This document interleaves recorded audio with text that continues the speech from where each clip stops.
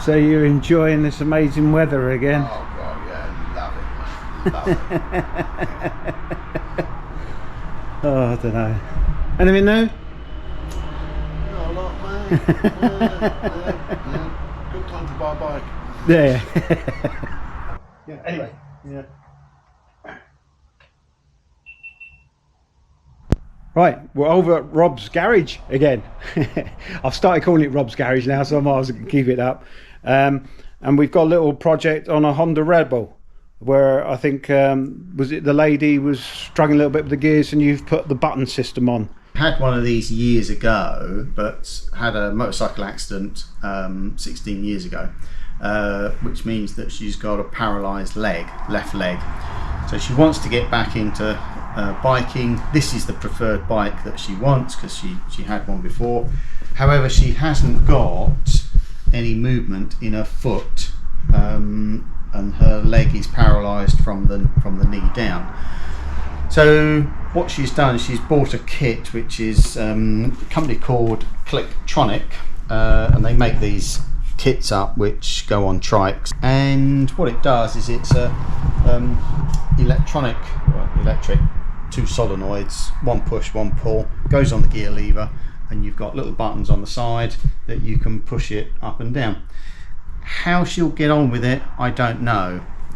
Ergonomically, it's one of those things that you have to pull the clutch in and push the button. Now if you're doing that and you've not got very large hands, you're going to be pushing the clutch in and then operating this. How that will work, I don't know. There is a device that you can use as a quick shifter, whereby it'll cut the engine. How well that will work on a 250, I don't know. It works quite well on a 4-cylinder, but a little twin cylinder 250, not quite sure.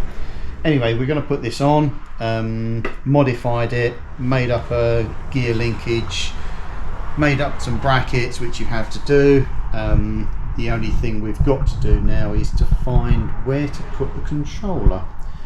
The controller that comes with it isn't particularly waterproof, which is a shame. So there's no room under the seat, there's no room in the side panels, and there's no room under the tank.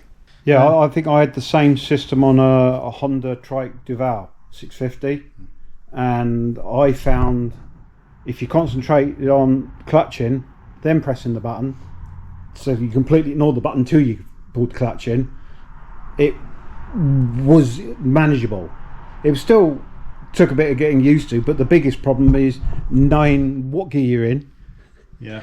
And when you're trying to get neutral was a bit of a nightmare. So this is basically a pinball machine. It works the same as a pinball machine. So you've got a flipper there and a flipper there. Now, if you can push the button really quickly, you might get neutral. So if you can replicate that by saying I want to go into neutral and then push a button and it gives a little pulse, a half a pulse, not a full pulse. Because all the time you're pushing that, it's going forward. All the time you're pushing that, it's going back. And as long as you hold it there, it will go in. When you're in neutral, you can give it a short, sharp click. That's one thing that I would do, as well as modifying it to pre-select the gear before you pull the clutch in.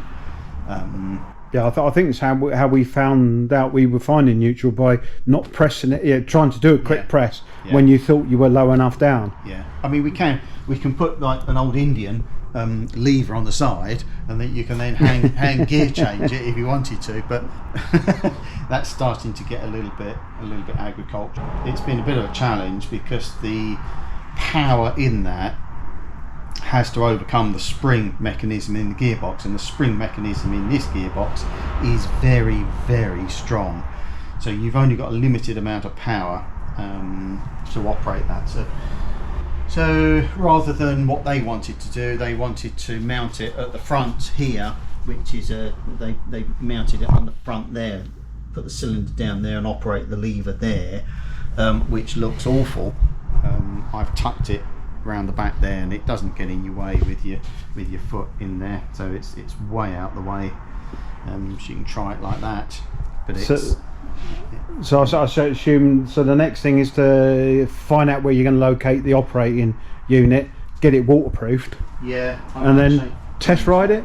Yeah, and then test ride it. Yeah, we'll see what happens. Yeah, Right. see what happens. But the waterproof plugins, you know, we've got something like that to hide, and it's not designed to be waterproof. So I might end up making my own with better waterproof plugs and sockets on it.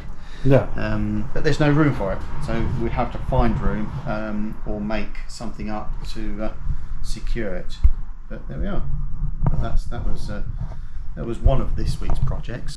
Yeah, so we will either in this video or there might be a part 2. Once Rob's worked out the difficulty on the waterproofing and where to locate it, we'll either do a second video with that, and in that video we will do test ride. Project of the week, we're saying. Of the week, yeah. Unusual, of many. Unusual project of the week, but Yeah, nice challenging one. we've had to make up the gear linkage. That's a nice one that's chromed. The problem you've got is working out the throw and the leverage with the power available to operate that system. We made up a temporary one, and it just wasn't powerful enough to operate the gear linkage. Yeah. So we had to go back to the drawing board again, work out where to put it, and make sure that the side stand didn't foul it as well, because wherever you put it, something's going to get in the way. So, but our next challenge is just looking at this best place for this little controller.